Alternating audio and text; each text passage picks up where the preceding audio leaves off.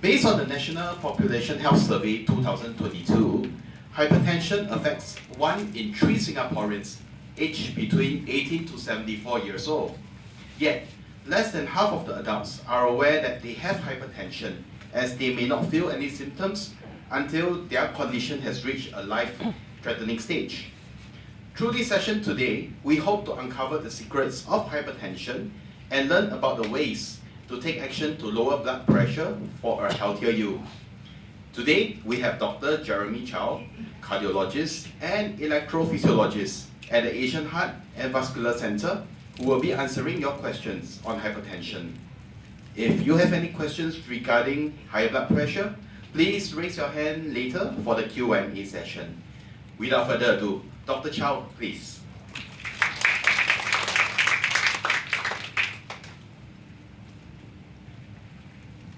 Good afternoon, everyone. Thank you for taking time off and to join us in this very good Saturday afternoon. Firstly, I would like to thank Singapore Heart Foundation for the kind invitation, and then I would like to thank you all to take time off for today's presentation. Okay, I think majority of you should be able to understand and speak English, right? So for those who are more Chinese, I didn't prepare the talk in Chinese, but I can do a Q&A and answer your questions in Chinese. Most of us are still quite bilingual. Okay, so when the organizer gave me this topic, they only told me that asked me whether I can talk about high blood pressure, which is hypertension. So I said, okay, I'll talk about hypertension. Then the next thing I knew, they gave me this title, the secrets of hypertension which you might not know. So I was like, okay, so there must be some secrets that I must know that you don't know, right? So I actually have to go back and think very hard, what are the secrets that I know as a doctor but you as a non-medical person don't know. So a very difficult topic, but I decided that I'm going to share with you what I think all of us should know and maybe try to answer some of your myths. That means some of you have a certain belief that this is correct, this is wrong, or this is the correct blood pressure this should be, this is low blood pressure. I'll try and answer all these things in this next 30 minutes of talk, okay? Okay, I'll start to share with you that in our website, if you go to ahvc.com.sg, you can always go to the this tab here that says Matters of the Heart, and then you can actually go to Patients and Public Information. So every time we do a talk, every time we do a presentation, every time we have some updates, we will also put it up, and then you can actually visit the website to read about some conditions that you or your family members may have, understand a little bit about it and understand what treatment is available, and if necessary, you want to make a consultation, you can always do so. You can always do an inquiry by email, or you can always make an appointment, come down to see one of us. Okay? Okay, this is a very nice picture, a very nice cartoon. This is a heart shape. This is to remind me that yesterday was World Heart Day. So World Heart Day is the day that most cardiologists will celebrate together with all our patients to talk about heart health. This is a very nice cartoon because in hypertension, you can see right in the center here, they actually define what hypertension is, and that's high blood pressure. And the first thing that strikes me, maybe the first thing that will strike you, is stroke.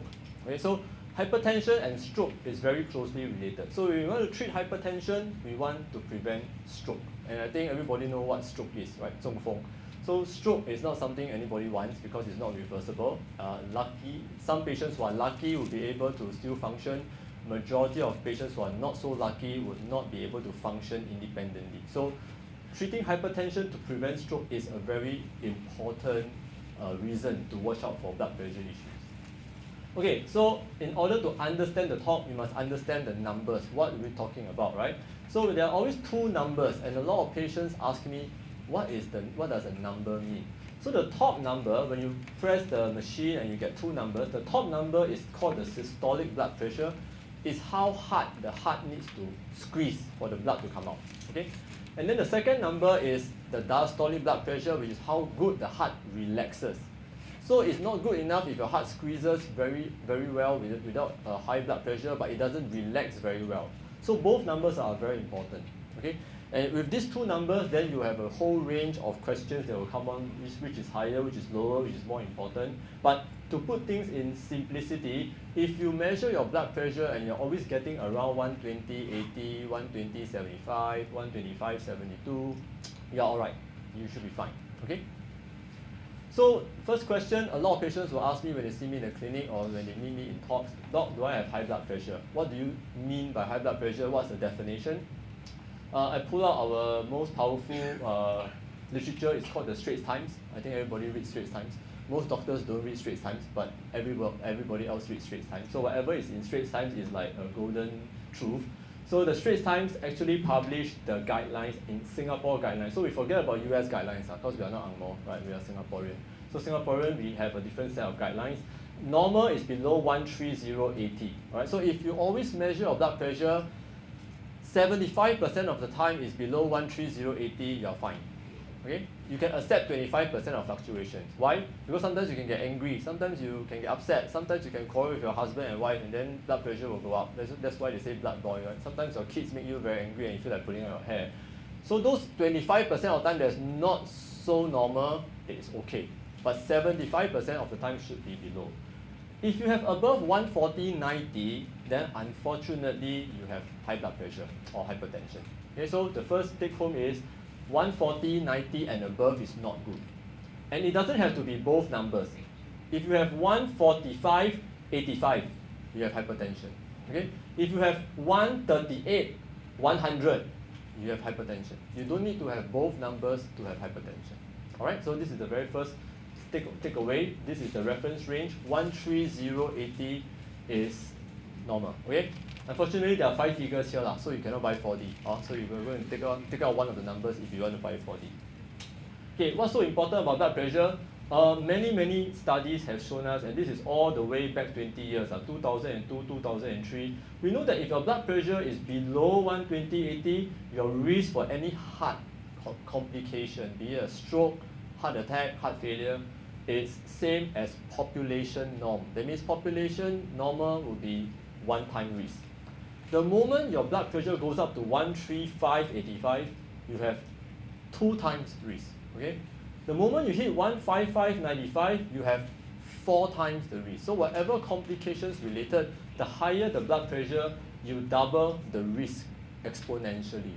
Okay? And therefore, if you reduce your blood pressure from 155 down to 115, you will reduce your risk by 4 times. And that is very important, right? Because if you reduce your risk by 4 times, you will likely live to our normal life expectancy of 80-85 years old. Okay, this is taken from our 2020 National Population Health Survey. It's a very important statistics I want to share with you, because based on these statistics, looking at patients between 18 to 74 years, if we look at above 50, which I think quite a few of us here are above 50, 50 years and above, the chance of you being a hypertensive, that means you have high blood pressure, is 50%. So 50 years old, 50%, 1 in 2. 60 years old, 60%, right? It's now you can start to see a trend. 70 years old, 70%. Okay, it doesn't mean that the older you get, the more normal your blood pressure will be higher. That's not true. Okay, the older you get, the higher the risk of us developing high blood pressure. Why? Because the blood vessels get stiff. The blood vessels are not so elastic. It cannot expand properly, and therefore the resistance is very high. So these numbers are very important, because we always underestimate what we don't have because we don't know what we don't have. And if you just look at 50 years old around the population, 1 in 2 have hypertension. That's a very significant number. So if you are 50 years old and if you're gathering with 3 other friends, 2 out of 4 of you may have high blood pressure, whether diagnosed or undiagnosed. But what is actually quite sad is that based on these statistics, only 35% of our population is being treated with good control. If I take you back 10 years, in 2010, this percentage was 67%. 10 years ago, we were a lot better with our blood pressure control. 10 years later, when we did the same census, the percentage dropped. Okay, we don't know why. We are trying to find out why. Is it because our population is getting older? Maybe yes. 10 years ago, we have a slightly younger population. Now we have an older population because we don't have so many young people, because our fertility rate is also a bit lower. But there are probably a lot of other factors that confounds it and compounds it, right? So the thing I told you about stroke, the risk is 4 times, right? So if you have high blood pressure, your risk for having a stroke is 4 times for men and 3 times for women. But high blood pressure can also cause heart failure, and the risk for heart failure is also 4 times for men and 3 times for women. So when we treat high blood pressure, we are not just treating numbers. It's not a number game. It's really trying to protect the individual from having to come to all these conclusions of coronary artery disease, which is heart artery blockage, stroke, heart failure. We don't want any patients to actually fall into that path, because that usually is a very difficult path. It's almost a path of no return. How about we look at another statistics? This is again taken from the Singapore Heart Foundation website. Hypertension-related disease contributes to up to 4%, 3.7% in 2022 of all deaths in Singapore. In 2022, there was about 26,000 deaths. The number has increased about 2,000 per year, and the percentage is about the same, so about 3.5 to 3.7%, due to high blood pressure alone. If you're looking at artery blockage, heart attack, it's about 20%. But high blood pressure alone complication is already contributing 3.5%. So if you can treat high blood pressure properly, respect it, treat it, brings the numbers down, perhaps we can improve this outcome, and then we won't see our population having this problem of having deaths from hypertension. Okay, this is another common question. A lot of people will ask me this all the time. Doc, do I have low blood pressure? So we have talked about high blood pressure. Now I'll answer what is low blood pressure.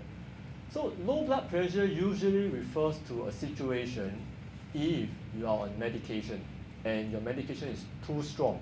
Or maybe before that you were very, very overweight, and now you are actually very trim and fit, and then your blood pressure improves. So when your medication is, when you are on medication and you're given medication and your pressure is low, let's say the top number is below 100, then you have low blood pressure because you have been over-treated. Okay?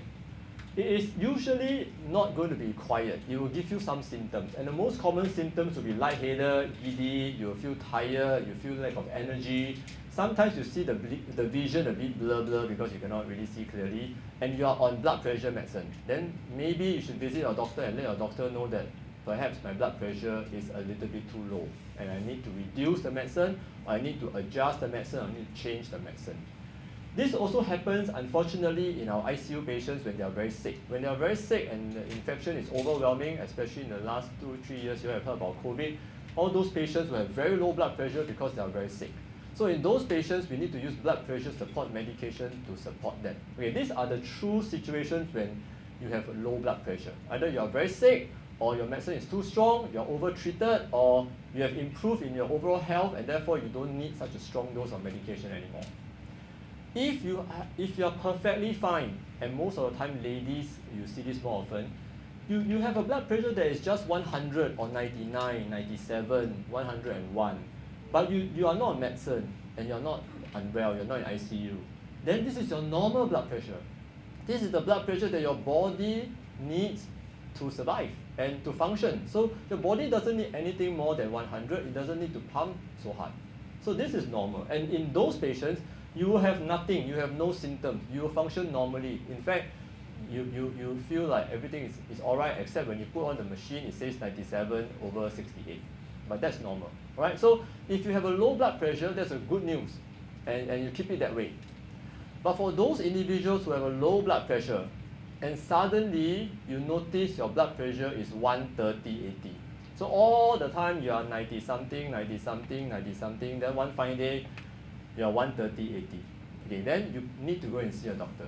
Okay, even though Dr. Jeremy says 130/80 is normal, but if your starting point is below 100, and then suddenly for whatever reason you are 130, you have increased by 30 millimeters mercury, that is not normal. Then you need to go and see a doctor and ask what's happening, and may have to investigate, do some tests. If everything is normal, then most likely you fall into that category. If you're 50 years old, 50% of hypertension, 60 years old, 60% of hypertension, right? So at the lower starting point, even if you rise up to within the range of 130/80, sometimes you need to be a little bit more concerned and go and see your family doctor.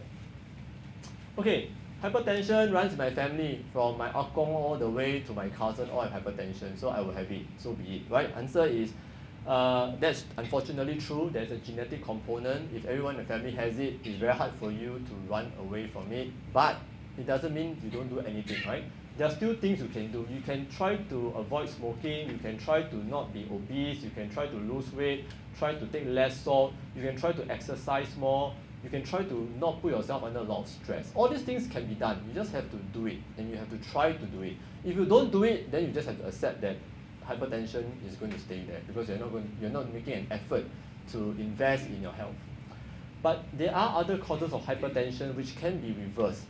For example, people with heart disease, kidney disease, sleep apnea, snoring problem, for example, hormones problem, these are the secondary causes of hypertension which we must always look for, especially in young patients. I'll come to it in the later part of the talk.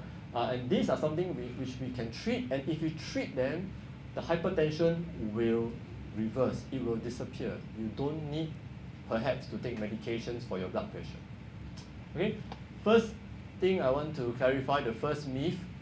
Everyone develops hypertension as they get older. It's a natural part of aging. So I hope so far you agree with me that this is not true. If it's true, then every single old person that we have in Singapore will have high blood pressure, and that's a lot because we have a slightly aging population. So if we can look at all the different bars for the different age group, there is a curve, and the curve tells me that at a certain point for blood pressure, there is a normal, and the normal is still within the reference range, which regardless of whichever color your age band is. So the reference range is still below 140/90. But to be healthy, remember 130/80. Okay? So this is a J curve, and this tells me that it's not true that the older you get, the higher your blood pressure is. They all cross one point, and that point is 140/90. Okay, so again, using traffic light, all of us are law-abiding citizens in Singapore. We follow traffic lights very clearly. You know, red light, stop, green light, go, yellow light, up to you. Most of the time, better don't go across. So green light means less than 130/80. Red light means do something about it, stop, think about your blood pressure, 140/90. In the yellow zone, you can influence to come to the green zone, or you can let it be and go to the red zone, right? So you got to put in some intervention for lifestyle and diet in order to get this thing sorted out. Okay, second myth, it is not important to check your blood pressure until you're 40 years old. A lot of people say, don't need to check lah. Maybe until my next 40 years old, government will send me a letter, then I go and do all my checkup plus check my sugar and cholesterol. Well, I think that is not true because it's recommended by our Singapore guidelines above 18 years old. And if you don't believe me, you go and log into a Health Hub app now, and then you look at this thing called the ABCs of health screening. 18 years and above, you need to check for high blood pressure. If your blood pressure is normal, then you check every 2 or 3 years. Okay, so from 18 years old, we will check blood pressure. For those Singaporean males like me, you have served national service, this one free of charge, government will check for you because when you go for NS, they will check. For the ladies, unfortunately, you have to check yourself because you don't have to do national service. So there's no compulsory measurements to be taken at 18 years old. Okay? But for all the Singaporean males, you will have this check at 18 years old, pre-enlistment. If your blood pressure is normal, then you can safely say every 2 years, then you can follow up with a check. If your blood pressure is borderline high, please check your blood pressure more regularly. I think yearly is very generous. I will even check it every month with a machine at home if my blood pressure is borderline. If your blood pressure is very, very high, please check it every other day or at least once a week, especially when you're on medication, all right? So what is this thing called young hypertension? So a lot of times when patients come to us and say, Doc, my GP started me on medicine, I'm 35 years old and I got high blood pressure. Anyone who is less than 40 years old by definition is a young hypertension. And 95% of these people may truly end up having no other reasons except family genetics. But for the 5% that we screen and we find something wrong, we should be able to treat and reverse them. Okay? This is important because sometimes when you see a GP, maybe they're too busy or maybe they really have too many patients. They may not have enough time to go through these things with you.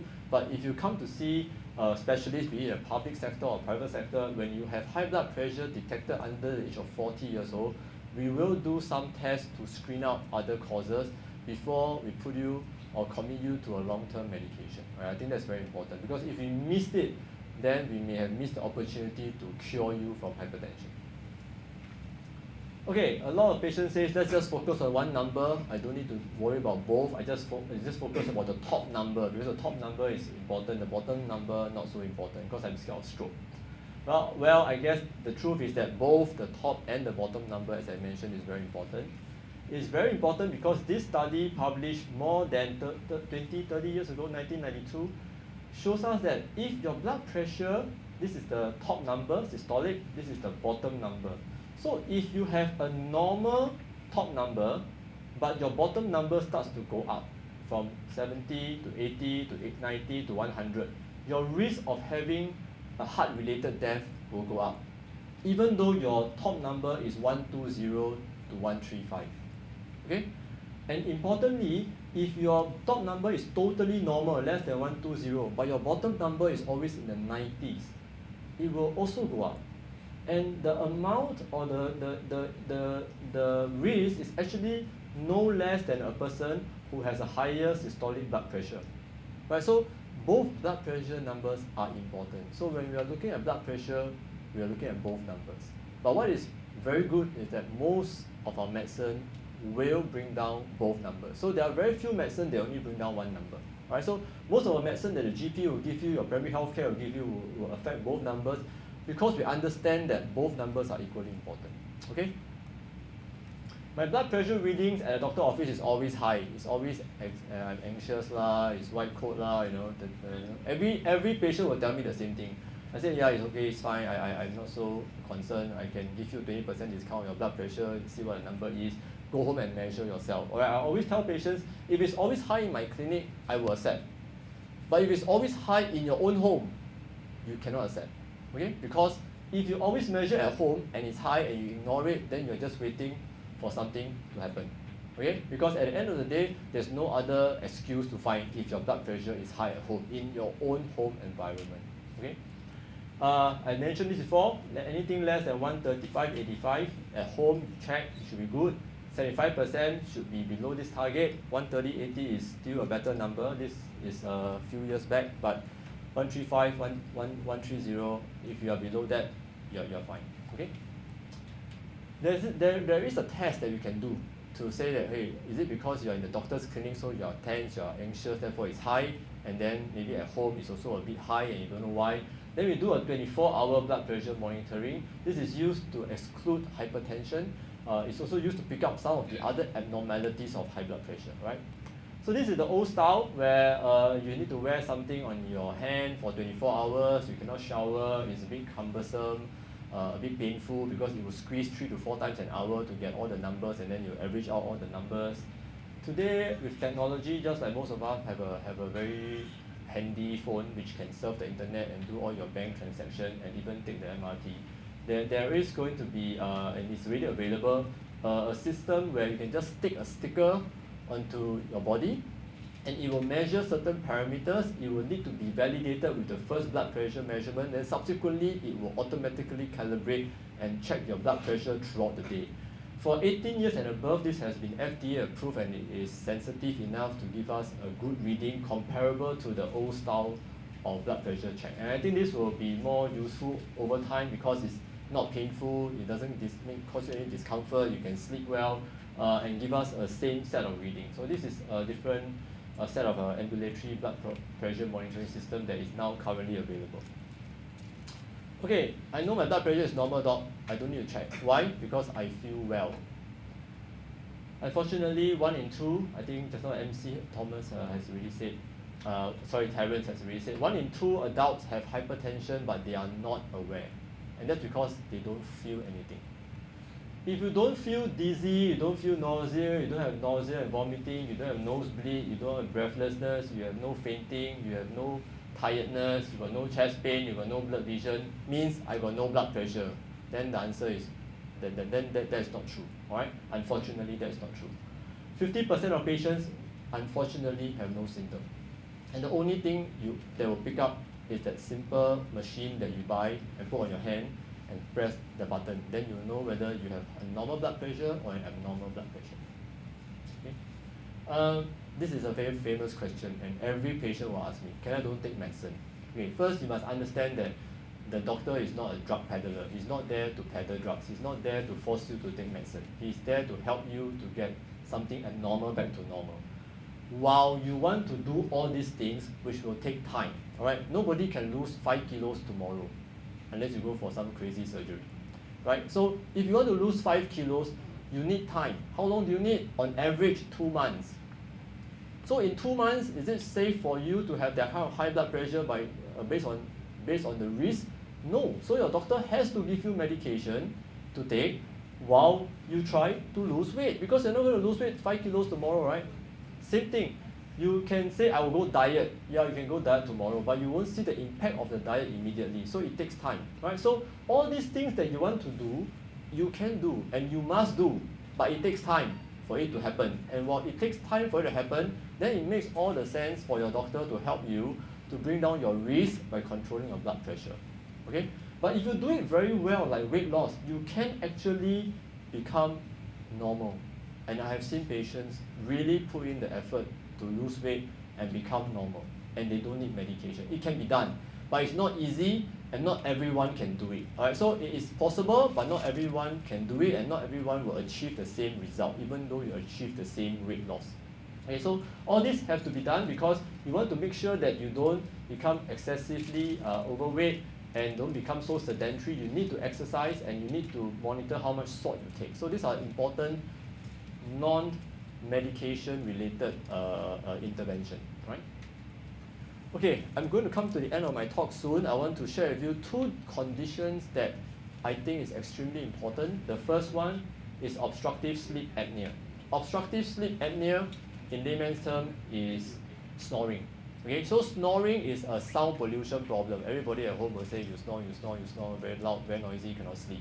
But snoring is a health hazard because when you have snoring, it means you have an obstruction to your airway, you're not breathing in air properly, you're sucking in air against resistance, and you will put yourself at risk for developing heart complications. 30 to 50% of people with high blood pressure have sleep apnea, means they also snore, but they don't know they snore because nobody who is sleeping knows they snore. Only your partner will tell you, your kids will tell you, your sister or brother will tell you, but the person, him or herself, will never know they snore, okay? But they will know that they have very poor sleep because the next day they still feel very tired. And if you look at the statistics, which I will skip this slide, for patients who have high blood pressure but it's very hard to control, you have to take 3 medication, 4 medication. As a doctor, we have to look out for the possibility that this person may not be aware that they have obstructive sleep apnea or they have a snoring problem. So it's always good to bring your spouse along for the consultation, even though your spouse may say everything that's opposite of you, right? So you say, I control, I exercise 3 times a week, and then I look at the spouse means never exercise 3 times a week, right? Sometimes the spouse don't want to say anything, right? Then I say, how's the blood pressure? He checks every day. Then he say, yeah, I check 2 times a day. Then look at the spouse, he said, means you didn't check lah. So sometimes it's useful to have another person to verify what this other person say, right? But what very important information that your spouse can provide is whether you sleep, you snore. Because if you sleep and you snore and you don't know, then that's the problem why your blood pressure is so hard to control. Okay?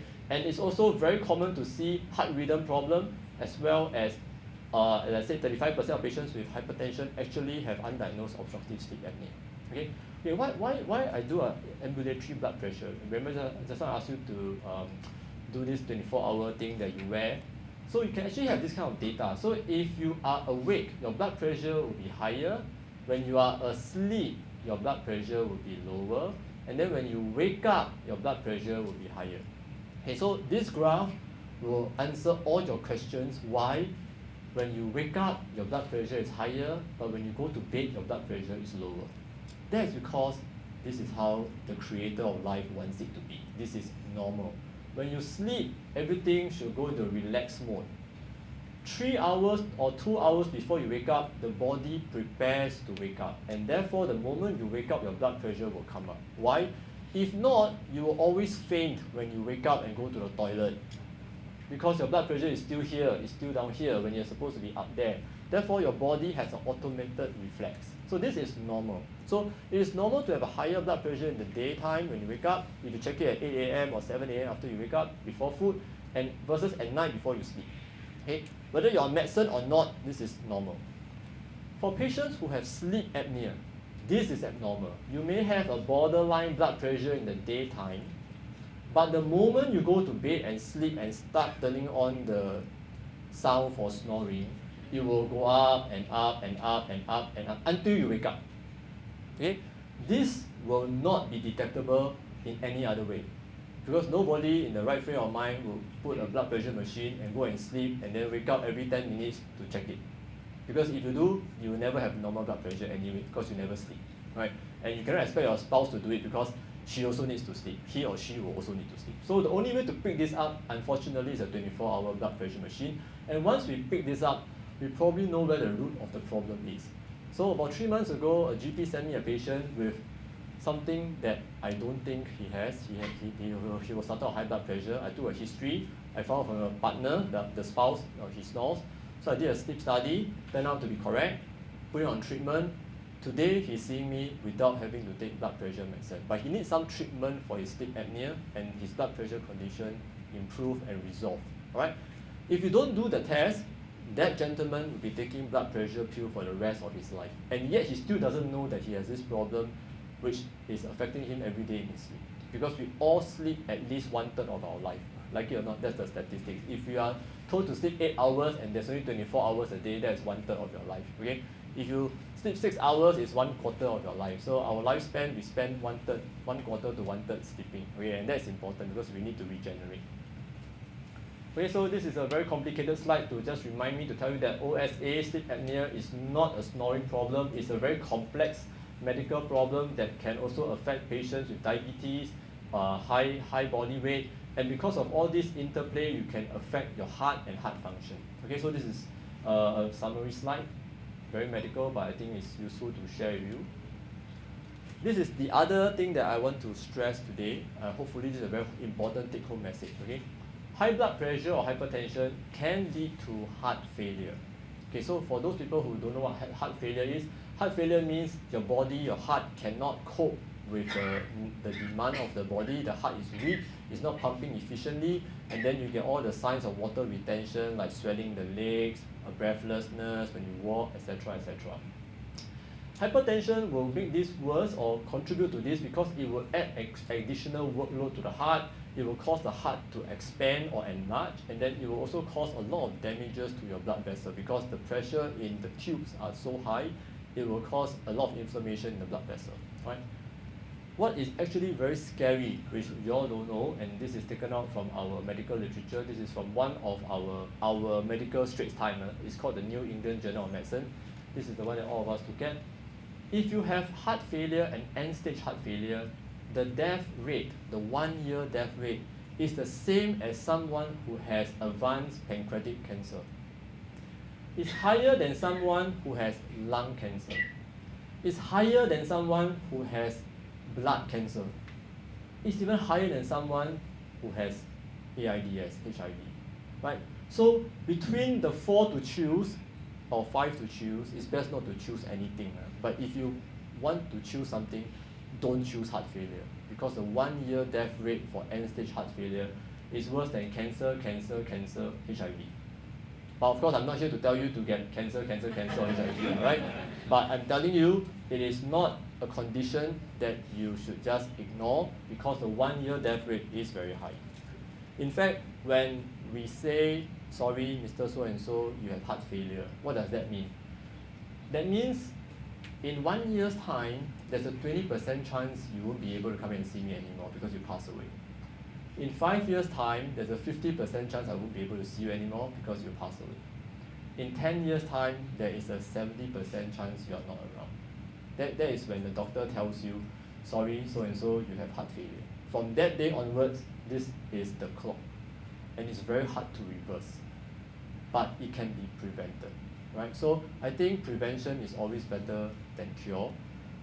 And we can't cure this. So prevention is better, it's the most important thing when it comes to preventing heart failure. Treating hypertension is very important. Because if you don't treat hypertension, you will end up having hypertensive heart disease. It is a condition where due to untreated prolonged blood pressure problem, you have a lot of changes in your heart, including the heart muscle getting swollen, your heart getting weaker, the heart valves getting into trouble, and all this will contribute to what I just showed you, the statistics. Right? If you look at it from a pictorial point of view, when something is normal to something that is slightly enlarged, to this is getting thickened and until the whole heart balloons out like a very thin balloon, I think you don't really need to be medical to understand that it's not good to be in these stages because it is not reversible. Okay, and prevention is the key here, because if you can prevent high blood pressure, then you can prevent this from happening. Okay, last 2-3 minutes before we start with the Q&A, I'll share with you a patient, 51 years old, not very old, very young lady, right? Hypertension risk factor, only taking medicine from the GP. She saw me in 2022 December because she was breathless when she exercised. She normally exercises and no problem, but suddenly she was breathless. She saw the GP and she said she also feels very tired. And she also noticed her heart rate is all over the place. The machine keeps jumping the numbers and it shows this irregular heart rhythm sign. So when she saw me, she was in a very irregular heart rhythm called atrial fibrillation. Her heart rate was very fast. She was in acute heart failure at the time. And then we did some simple tests at the bedside, and I have to admit her to get treatment done because she was very unwell. So this was her ECG. This is a very abnormal ECG because even if you don't understand the ECG, you look at this number of 161, her heart rate in my clinic was 161. And I think none of you here would be able to get a heart rate of 161 unless you really exercise until you're going to ping sun, right? But she was sitting down, breathless in my clinic, heart rate of 161. So clearly something is going on and it's not normal. So she was treated for heart failure. I brought her rhythm back to normal by using some treatment, and she improved. Her heart function improved, back to near normal. Unfortunately, I can't get her back to normal, but I think if you cannot get back to normal, the next best situation is near normal, and that 50% heart function is near normal. Normal is anything above 60%, all right? So let's see whether the video will play. Okay. So what I want you to observe in this video, this is an ultrasound scan, this is a heart scan, or what we commonly call a 2D echo. You can see that in February 2023, this is how her heart was pumping. It was not moving very much, it was like that. Okay? And if you look at May 2023 after treatment, now you can at least appreciate the heart moving like that. Okay, so the heart moving like that versus the heart moving like that has a lot of difference in a lot of medical implication. Right? So again, this is one of those situations where she has obstructive sleep apnea, she didn't know, so we have to treat her for that. She has hypertension with atrial fibrillation as a result of obstructive sleep apnea, so we have to treat her for that. So she went through a lot of treatment, and today she's fine. She's on medication still, but at least her heart function is normal and she can function normally. Alright, so this is something that we hope we don't want to keep catching patients too late, because once we catch them too late, not everyone is so lucky to be able to get from here back to here.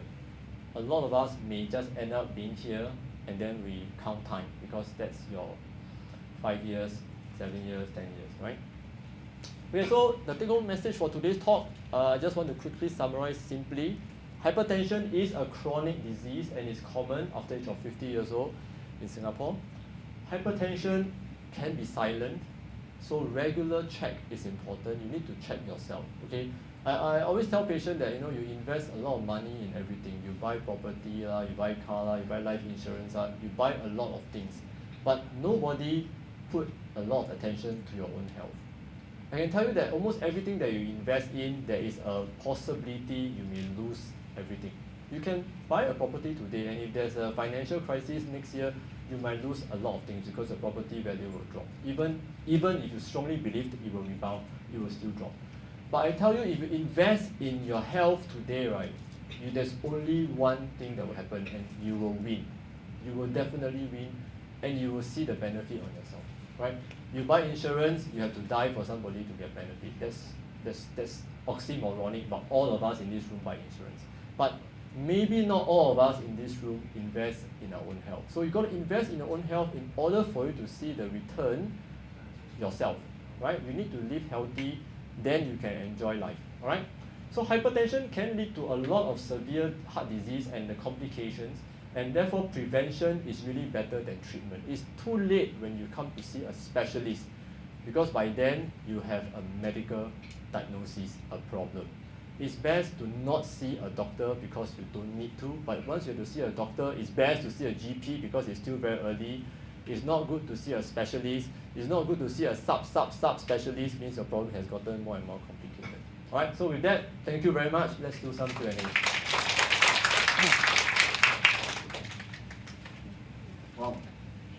Thank you, Dr. Chow, for the insight and wonderful sharing.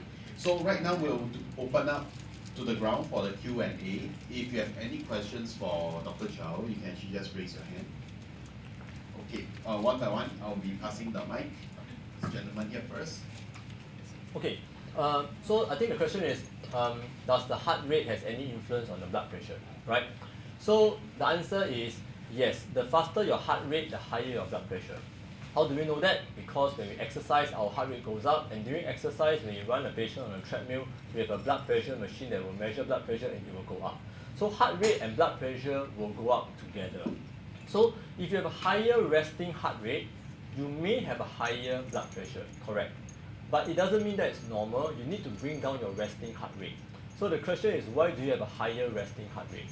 Most of the time, it is because, hopefully not due to an irregular heart rhythm, but because you are not physically very active. You are very sedentary. Therefore, you are not fit. Your physical fitness is not up to mark. Therefore, your resting heart rate is on the higher side. And if you do regular exercise, that will automatically bring down your resting heart rate, and then you can actually see the impact on your blood pressure as well. Okay? Remember during COVID, government gave us a pulse oximeter. I hope most of you all still have it because I also have it.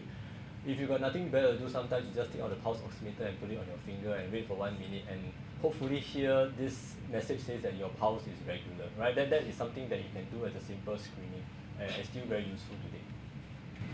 Just a follow-up. What would be like considered as regular pulse rate for a guy that's 70 years old? Okay, so a normal heart rate at rest should be in the range of 60 to under 90. So 60 to 89 is normal resting heart rate. So for anyone who is below 60, if you're on medication, that has to be reviewed. If you are not on medication but your heart rate is very, very low and you are above the age of 65 or 75 years old, for example, it's very likely that your own battery, your own electrical circuitry is starting to slow down, and that itself will contribute to a lower heart rate. But normal resting heart rate should be in the range of 60 to 90. The lower it is, the fitter that individual is likely to be. I would like to know, let's say if I take my blood pressure and it shows that it's very high, 170 upon 90, is it safe for me to go and do my exercises as per normal? Okay, so when you check your own blood pressure, if let's say you have a habit of doing so, it is always good practice to take the number more than once lah. Don't just jump on one number. So if you think if you measure it's high, maybe you're a bit tense, you wait for 2-3 minutes, measure it again, invariably it will be lower. So there's always a first blood pressure effect that is a bit on the higher side. But if you measure 3 times after 2-3 minutes apart and it's still high, then perhaps you really have hypertension. And in those situations, you should get medical treatment and medical consultation. You can exercise. Exercise can help you to bring the blood pressure down. But the only caveat is, if you start with such a high blood pressure, you only need a little bit of exercise for your blood pressure to shoot up above 200. If you hit above 200, then there's always a theoretical chance of you bursting a blood vessel and having a stroke. So it is not 100% safe to exercise. So if you are on medication, then you should take your medication, wait for about half an hour, then go and exercise. Thank you. I understand that exercise will help to reduce the blood pressure. But what if for a person with low blood pressure, will it cause the blood pressure to further reduce? Yes, if you already have normal blood pressure, like 90 something to start with, and you exercise, alright? When you exercise, during the exercise phase, it will go up to 120, 130, even 140, that's fine. Then after you exercise, it will come back down, and it might be even lower than your starting point of 90 something. So it is safe to exercise. The only catch here is if you do exercise in the morning and you haven't eaten anything in the morning, you haven't drank any water or any drinks in the morning, then you might run into a risk whereby you may faint because your blood pressure drops too much. Because if you remember, your last drink and last meal perhaps was more than 8 hours ago. So even for any surgery, the doctors only ask you to fast for 8 hours. Nobody fasts beyond that. But sometimes in the moment when you go out for activity, you forgot that you haven't taken anything this morning, and your last drink was after dinner, say 8 p.m. or 7 p.m., then you probably are not well hydrated. And therefore, if you exercise after that, there's a higher chance you might feel dizzy and not so well. So I always encourage you to drink some fluids, water or something, not coffee and tea before you go out for an exercise in the morning. Okay, Thank you everyone. Thanks for the participation, and thank you Dr. Chow for the answering. So before we end, I would like to invite Dr. Chow to share a closing remark. So Dr. Chow, what would be the most important takeaway for all of us from this session today? Okay, I think the most important take-home message is if you have not been actively checking yourself for blood pressure, please do so. I think buy one simple machine from the nearest pharmacy. It's not too expensive. Usually can be between $40 to $80. Choose one that you find easiest to use, and everyone in your family will benefit. So it's not just for yourself. Everybody can take turns to check their own blood pressure. But if you want to check your blood pressure, check it in the morning when you wake up or at night before you sleep. Any other parts of the day is very difficult to interpret, right? But if you check and you are happy that you are falling within the range which I just recommended, the Singapore Heart Foundation recommended, then you are fine, okay? It is extremely important to do so if you are on medication. Please do not assume that you take the pill and everything is normal, because you don't know. You need to know what you don't know. So you need to verify it's normal, then your pill is working, then it's good. Because you can take a pill and you are still high blood pressure, but you don't know until you see the doctor again. So I think the most important take-home message is if you have not been checking your blood pressure, from today onwards, I think it is worthwhile to go and get a machine and start to do so. Then you can pick up things earlier and intervene earlier and remain healthy for a longer time. Thank you.